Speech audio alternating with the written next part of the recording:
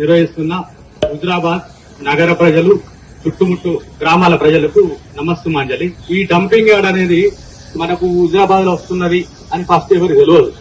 కాకపోతే దీని ప్రపోజల్ చాలా రోజులకి నడుస్తుంది. Karimnagar to Warangal highway proposal అయినప్పుడే చూసిరు మిడిల్ పాయింట్ ఎక్కడ ఉంటది అన్నప్పుడు మనకు హుజరాబాద్ దగ్గర తిరుచపల్లి, కొత్తపల్లి, సింగాపురం, హుజరాబాద్ సంబంధించిన ఏరియాల ఎన్ని ఎకరాల ల్యాండ్ ఉన్నది గవర్నమెంట్ సంబంధించింది. సో నియర్ బై ఏది బాగున్నది అన్నప్పుడు ఇది అందరికి తెలిసిన విషయమే. వీళ్ళకి పైన తెలియకుండా ఇది జరిగింది కాదు, బట్ మనకు తెలియదు. దీనికి ఆల్రెడీ తిరుపతి నుంచి లాస్ట్ సర్పంచ్ బాడీ వాళ్ళందరూ కూడా బండి సంజయ్ లేకపోతే మిగతా ఎమ్మెల్యేని కలిసి తెలియజేసారు. ఇంత పెద్ద పెద్దంలా వస్తుంది తెలియదు ఎవరు కూడా. సో ఇది టోటల్ గా 4 ఉమ్మడి జిల్లాలు, ఖమ్మం జిల్లా, వరంగల్, కరీంనగర్, ఆదిలాబాద్. ఈ డిపిఆర్ ప్రపోజల్ చేసినప్పుడు మనకున్న 27 మున్సిపాలిటీలు 4 మాత్రమే కార్పొరేషన్లు. కాకపోతే రీసెంట్ గా మనకి మున్సిపాలిటీలు పెరిగింది, కార్పొరేషన్లు పెరిగినాయి. ఇప్పుడు కొత్తగూడెం ఉండే, కొత్తగూడెం ఇంతకుముందు మున్సిపాలిటీ, అది మున్సిపల్ కార్పొరేషన్. ఈ 4 జిల్లాలకు సంబంధించిన చెత్త అంతా మన హుజరాబాద్ ఖచ్చితంగా వస్తారు. దీన్ని పోసినప్పుడు ఏమైందంటే చెత్త వస్తారు మనకేం కాదు, పక్కకున్న సిద్ధపల్లికో, సింగపూరంకో లేకపోతే హుజరాబాద్ కాదు. ఇది ఎక్కడి వరకు ఉద్యమం చేయాలంటే మనం మొలంగూరు నుంచి మొగుళ్లపల్లి వరకు తెలియజేయాలి. తర్వాత ఇది ఎల్కతూర్పు నుంచి వీరావంక దాటి తెలియజేయాలి. ఇది హుజరాబాద్ కాన్స్టిట్యూన్స్, హుజరాబాద్ చుట్టుపక్కల గ్రామాలే కాదు. దీని విస్తీర్ణం 20 కిలోమీటర్లు విధ్వంసం చేస్తుంది. అంటే మన ఒక ఆరోగ్యాలే కాదు, మన జీవ వైవిధ్యాన్ని విధ్వంసం చేస్తుంది. ఇక్కడ సిద్ధపల్లి గాని మిగతా చుట్టుముట్టు గ్రామాలన్నీ కూడా పాడి అంటే వరి పంట పండిస్తారు. ఈ వరి అనేది దేశంలో ఉన్న నలుమూలలకు ఎక్స్పోర్ట్ చేయడానికి విత్తనాలుగా తయారిస్తారు. సీడ్ బౌల్ ఆఫ్ తెలంగాణ అంటారు. అమెరికాలో ఆరిజాన్ అనే స్టేట్ లో సీడ్ ఉత్పత్తి అవుతుంది. అదే విధంగా ఇండియాలో తీసుకుంటే తెలంగాణ, మన ఏరియాలనే వరి ఉత్పత్తి ఎక్కువైతుంది. ఈ వరి ఉత్పత్తిని తిండి గింజలకు కాకుండా విత్తనాలు కూడా దీన్ని ఉపయోగిస్తారు. సో అలాంటివి మన చుట్టుముట్టు గ్రామాల ప్రజలు, రైతుల నుంచి ఈ రోజు మనకు సీడ్ ప్లాంట్లు ఉన్నాయి, తర్వాత రైస్ మిల్లు ఉన్నాయి. ఇవన్నీ కూడా ఎట్లా స్టార్ట్ ఇక్కడ ఈ అంటే అగ్రికల్చర్ సంబంధించిన ఇండస్ట్రీస్. ఇవన్నీ అగ్రికల్చర్ ఇండస్ట్రీస్, అగ్రికల్చర్ ఉంటేనే ఇండస్ట్రీస్ ఉంటాయి. ఈ ఇండస్ట్రీస్ ఉంటేనే ఈ వర్తక వ్యాపారాలు కూడా నడుస్తాయి. ఒక్కొక్కటి లింక్ అయింది. ఇది ఏదో మనకు సంబంధం లేదు, చుట్టుముట్టు 3 గ్రామాలకి కాదు. ఈ చెత్త తీసుకొచ్చినాక దీన్ని కోస్తుంటే రోజుకు మనకు 800 టన్నులు అని చెప్పారు వాళ్ళు. అంతకు మించి ఎక్కువ వస్తుంది. వచ్చినప్పుడు గవర్నమెంట్ ప్రోటోకాల్ ఫిక్స్ చేస్తుంది. తీసుకొచ్చిన చెత్తను ఎట్లా వాడు ఉంచాలా అని తీసుకొస్తారు. తీసుకొచ్చిన చెత్త మీద ఒక కవర్ వేస్తారు, దాని మీద మట్టి తల్లి పెడతారు. కుప్పలు మనకు ఇంతకుముందు గుట్టలు ఉండే, ఆ గుట్టలన్నీ క్రెషర్లతోటి ఇలా భూమి నీలమట్టమైంది. మనకి ఇప్పుడు వచ్చే గుట్టలేంటి, చెత్త గుట్టలు వచ్చి మన చుట్టుపక్కల ఉంటాయి. ఈ చెత్త గుట్టలు మనం రాకుండా కాపాడాలా అంటే ఉద్యమం సురు చేయాలా. ఇలా ఉద్యమం ఒకటే విలేజ్ వస్తుంది, లేకపోతే 2-3 హుజరాబాద్ వరకు పరిమితమైంది. ఇది పోతుంది, ఇది ముందు పోతుంది. ఎందుకంటే ఏ ఉద్యమం కూడా స్టార్ట్ అయినప్పుడు ఒక్కరు స్టార్ట్ అవుతుంది. దీన్ని మనం హుజరాబాద్ చుట్టుముట్టు మొత్తం అంటే హుజరాబాద్ కాన్స్టిట్యూన్సీ కాదు, అటు భూపాలపల్లి, ముగులపల్లి, భూపాలపల్లికి వస్తుంది, మానకొండూరు కాన్స్టిట్యూన్సీ, కొత్తగట్టు గ్రామం అన్నీ వస్తాయి. మనం మిగతా వారందరూ ఇన్వాల్వ్ చేయాలంటే వీళ్ళందరికీ అవేర్నెస్ క్రియేట్ చేయాలి. అవేర్నెస్ క్రియేట్ చేయాలంటే గ్రామంలో గ్రామ సభలు పెట్టాలి. గ్రామ సభలు పెట్టాలన్నప్పుడు ఈ ఉద్యమం అనేది ఎప్పుడు ఫస్ట్ మనం గుర్తుంచుకోవాల్సింది రాజకీయాలకు అతీతంగా. ఏ రాజకీయ పార్టీని వ్యతిరేకించే ఉద్యమం కాదు. అధికార పార్టీని వ్యతిరేకించొద్దు, ప్రతిపక్ష పార్టీని వ్యతిరేకించొద్దు. వాళ్ళు రాజకీయాలు మాట్లాడుకుంటారు, ఈ వేదికల్లో రాజకీయాలు మాట్లాడొద్దు. ఇది ఓన్లీ డంపింగ్ యార్డ్ వ్యతిరేక పోరాట కమిటీ. డంపింగ్ యార్డ్కే వ్యతిరేకం. మనం అధికార పార్టీకి వ్యతిరేకం కాదు, లేకపోతే ప్రతిపక్ష పార్టీకి వ్యతిరేకం కాదు. ఎందుకంటే వాళ్ళకు వ్యతిరేకంగా పోరాడితే గ్రామాలల్లో అధికార పార్టీకి సంబంధించిన సర్పంచ్ ఉన్నారు. మన హుజరాబాద్ కూడా అధికార పార్టీకి సంబంధించిన మున్సిపల్ కార్పొరేషన్, మున్సిపాలిటీ చైర్మన్ ఉన్నారు. సో వీళ్ళందరూ కూడా పైనుంచి ఒత్తిడి వస్తుంది. మీరు వ్యతిరేకంగా ఎవరికి ఉండాలా, డంపింగ్ యార్డ్ వ్యతిరేకంగా. హుజరాబాద్ లో మనమే లేనప్పుడు పార్టీలు ఎక్కడ ఉంటాయి? పార్టీల జెండాలు. ఫస్ట్ హుజరాబాద్ ఎజెండా ఏంటిది? హుజరాబాద్ డెవలప్మెంట్. ఏ హుజరాబాద్ అనేది మన కాన్సెప్ట్. ఈ కాన్సెప్ట్ ముందు పోయినప్పుడు మిగతా జెండాలు ఉంటాయి, పార్టీలు ఉంటాయి, పార్టీల నాయకులు ఉంటారు. ప్రజలే లేనప్పుడు పార్టీలు ఉండవు, నాయకులు ఉండరు. సో దీనిలో ఎప్పుడు కూడా మనం ఆలోచించాల్సింది, మీరు ఏ రోజు కూడా మీ ఉద్యమం అనేది ప్రజా ఉద్యమం. ఇది ఒక పార్టీకి సంబంధించింది కాదు. ఏ పార్టీ లీడర్ అయినా రావాలా, అడ్రస్ చేయాలా, పోవాలా. దీన్ని కూడా ఈ ఉద్యమాన్ని నిరసన దీక్షలుగానే కొనసాగించాలి. చాలా రోజు మీరు నిరాహార దీక్షలు లేకపోతే ఆమరణ దీక్షలు పెడితే లా అండ్ ఆర్డర్ కంట్రోల్ పెట్టి పోలీసు వాళ్ళు 5 నిమిషాలు మిమ్మల్ని తీసేస్తారు. ఇదేం హైదరాబాద్ కాదు, లేకపోతే యూనివర్సిటీలు కాదు. పిల్లలు ఉద్యమాలు చేస్తే జైల్లో వేస్తే అమ్మ నాన్న కూడా నడిపిస్తాడు. ఇక్కడ రైతు కుటుంబాలు, రైతు కూలీలు. మీరు తీసుకొచ్చిన 4 జైలు వేసినా మీకు ఇంత పంచాయతీ అయితే ఇక్కడ డిస్ప్యూట్స్ వస్తాయి. ఈ డిస్ప్యూట్స్ రాకుండా ఉండాలంటే ప్రజాస్వామ్యయుతంగానే ఉద్యమం నడపాలా. ఈ నేలకు అలవాటు ఉంది, ఉద్యమం చేయడం అనేది ఈ నేలకు అలవాటు ఉంది. ఎందుకంటే మీకు చాలా వరకు తెలియదు కాదు. ఇక్కడ హుజరాబాద్ పాఠశాల చదువుకున్న పివి నరసింహారావు దేశానికి ప్రధాని అయింది. దేశానికి ప్రధాని ఉట్టిగాలనే ఉస్మానియా చదువుకున్నప్పుడు వందే మాతరం పాడుతాం అంటే వద్దు అంటే ఉద్యమం చేసిండు.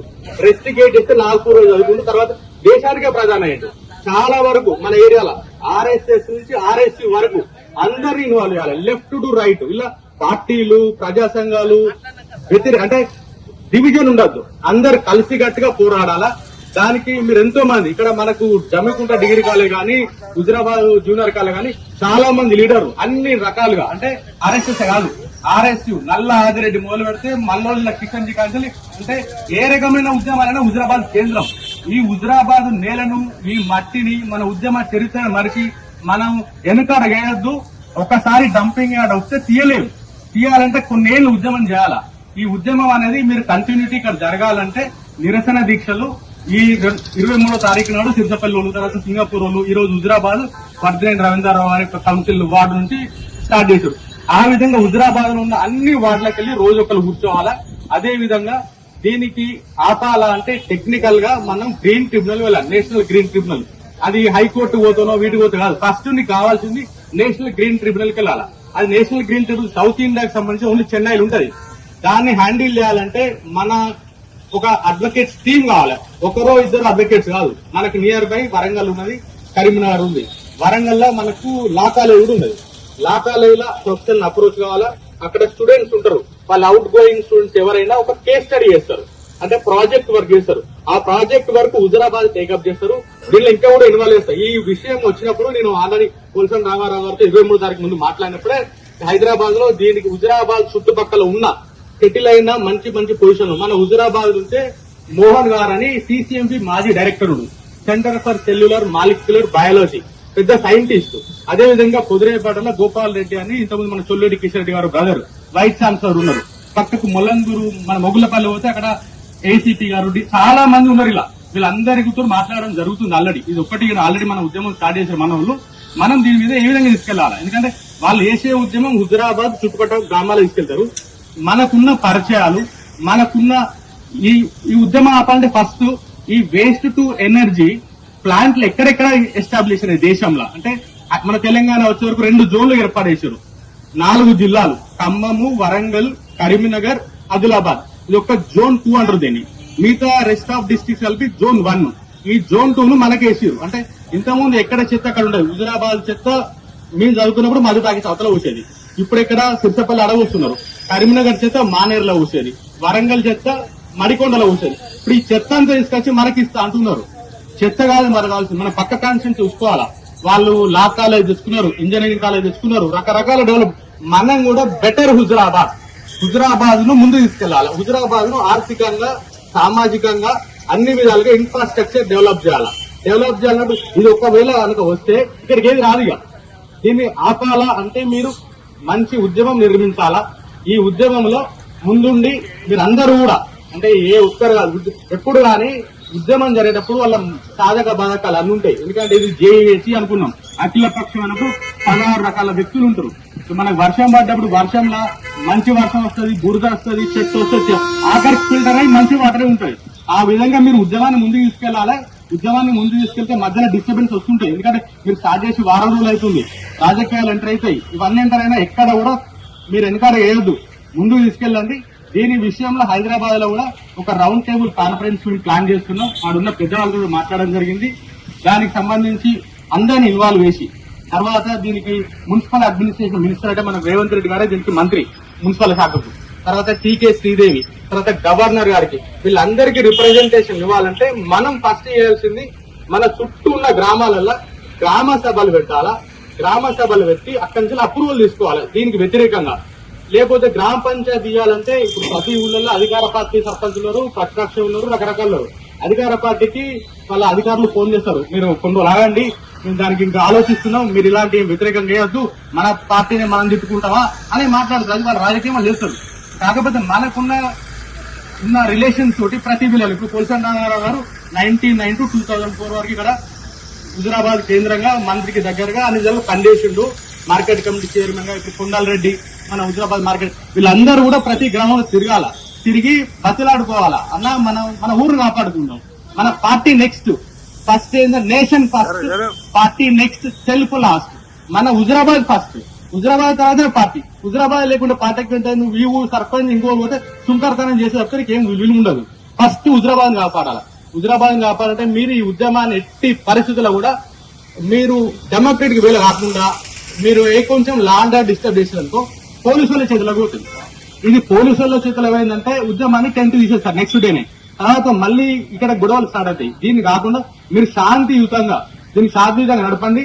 దీనికి సంబంధించి హైదరాబాద్ లో ఆల్రెడీ ఎన్విరాన్మెంటలిస్ట్ పురుషోత్తం రెడ్డి గారు రిటైర్డ్ ప్రొఫెసర్, వాళ్ళు జవహర్ నగర్ మీద, మూసీ మీద చాలా ఉద్యమాలు చేశారు, కేసులు వేసారు, ఆపిరు వాళ్ళు స్వచ్ఛందంగా. అట్లాంటి టీం కూడా ఉన్నది. అట్లాంటి టీం అందరితో కూడా మనం ఒకసారి హుజరాబాద్ లో వీళ్ళందరికీ ఏంటంటే దీని మీద అవగాహన సదస్సు నిర్వహిస్తాం. చుట్టుముట్లు ఉన్న గ్రామాల్లో ప్రజలు గాని, ప్రజాప్రతినిధులు గాని వాళ్ళందరినీ తీసుకురావాలి. వాళ్ళందరినీ తీసుకొచ్చి ఏ రోజు 10 మందితో స్టార్ట్ అయింది, ఇలా వారం రోజులకి నడుస్తుంది కదా. ఇది నడుస్తుంది, ఇది ఆగదు. ఇది ప్రజా ఉద్యమం, ఇది ముందు పోతూనే ఉంటది. సో మీరు దీనిలో ఏం కూడా ఎందుకంటే లేదు. మన హుజరాబాద్ కు ఉద్యమం చేయడం కొత్త కాదు. ఫస్ట్ పాయింట్, ఉద్యమం అనేది అలవాటు ఉన్న పని. ఈ ఉద్యమం చాలా మంది చేశారు. కానీ ప్రైమ్ మినిస్టర్ ఇచ్చినాం మనం, పివి నరసింహ గారు వచ్చినాం. తర్వాత రకరకాల వ్యక్తులు రకరకాల పార్టీలలో ఎదురు. ఒక కామన్ మ్యాన్ సాయిరెడ్డి ఒక విలేజ్ నుంచి ఒక ఎమ్మెల్యే చేసి అసెంబ్లీలో మాట్లాడండి హుజరాబాద్ డెవలప్ చేయాలని. చాలా వ్యక్తులు ఉన్నారు, మనం తీసుకుంటే చాలా పేర్లు ఉన్నాయి. ఇవన్నీ ముందుకు పోవాలా, ఉద్యమం ముందుకు పోవాలంటే మీరు శాంతియుతంగా చేయాలా. Plus at the same time దీన్ని ఓన్లీ టెక్నికల్ గానే ఆపగలుగుతాం మనం. ఈ ఉద్యమాలు ఎన్ని చేసినా ప్రజా ఉద్యమం చేద్దాం, శాంతియుతంగా ఎంతవరకు చేయాలో అంతవరకు చేద్దాం. ఒకవేళ ఇనన పక్షంలో కాయిన్ కు 2 సైడ్స్ ఉంటాయి. ఒక సైడ్ నెంబర్ ఉంటుంది, ఇంకొక సైడ్ బొమ్మ ఉంటది. మనం నెంబర్ చూపెడుతున్నాం. నెంబర్ అంటే ఏంది, మనం ఉన్న నెంబర్ ఎంత ఉంది చూపెడుతున్నాం. ఈ నెంబర్ కు వారు వెళ్ళే అనుకో అని బొమ్మ చూపెడతాం. దానిలో ఏం తేడా రాదు. ఎందుకంటే ఈ ఉద్యమాలు అన్ని చేసిన అలవాటు మీ అందరికీ ఉన్నది. తెలంగాణ తీసుకున్న ప్రతి ఒక్కరు పార్టిసిపేట్ చేసి ఇక్కడ బండా సింగ్ గారు అయితే, కొండారెడ్డి అయితే, రామారావు అయితే, మిగతా వాళ్ళందరూ కూడా నాకు పేర్లు అనేది తెలియదు, అందరూ కూడా ఇక్కడ పార్టిసిపేట్ చేసిన వాళ్ళే. అందరూ కూడా జైలు పోనికి రెడీ ఉన్న వాళ్ళే. ఎవరు దీనికి వెనక పోరు. కాకపోతే మనం ఎవరిని కూడా డిస్టర్బ్ చేయకుండా అందరినీ మొబైలైజ్ చేస్తూ ముందుకెళ్లాలా. మీరు ఈ ఉద్యమాన్ని ఇట్లే కొనసాగించండి. ఎట్టి పరిస్థితుల్లో కూడా దీన్ని మీరు వైలెన్స్ సైడ్ తీసుకెళ్ళకండి. అందరు కలుపుకొని వెళ్ళండి. దీని విషయంలో నేను త్వరలోనే ఇంపార్టెంట్ అంతా మాట్లాడి మన హుజరాబాద్ లో అవగాహన సదస్సు పెడదాం. దానికి ఇంపార్టెంట్ ఎవరెవరు తీసుకురావాలో వాళ్ళందరినీ. హైదరాబాద్ లో కూడా దీని మీద ఒక రౌండ్ టేబుల్ కాన్ఫరెన్స్ పెట్టి చాలా మంది ఉన్నారు. అంటే ఇక్కడ ఉన్న వాళ్ళే కాకుండా మన ఊర్లకి వెళ్ళి, మన చుట్టుముట్టు ఊర్లకి వెళ్ళి చదువుకొని జాబ్ చేసే వాళ్ళు ఉన్నారు, చదువుల కోసం బయట ఉన్న వాళ్ళు ఉన్నారు. సోషల్ మీడియా మూవ్మెంట్ కూడా నడుస్తుంది. సోషల్ మీడియా అంటే వాయిస్ ఇచ్చిన కాదు, మన ప్రతిది కూడా ఒక ట్విట్టర్ హ్యాండిల్ కానీ, లేకపోతే ఫేస్బుక్ లో కానీ, లేదు మన వాట్సాప్ స్టేటస్ లలో Huzurabad save Huzurabad from dumping yard అనేది. తర్వాత హుజరాబాద్ ఎట్లా అభివృద్ధి చేసుకో నెక్స్ట్ ఆలోచిద్దాం. సో మీరు అందరూ కూడా ఈ ఉద్యమాన్ని ముందుకు తీసుకెళ్లాలని, తర్వాత రానున్న రోజుల్లో మన తిరిగి ఆలోచిద్దాం. మీ అవకాశం ఇచ్చిన మీ అందరికీ ధన్యవాదాలు.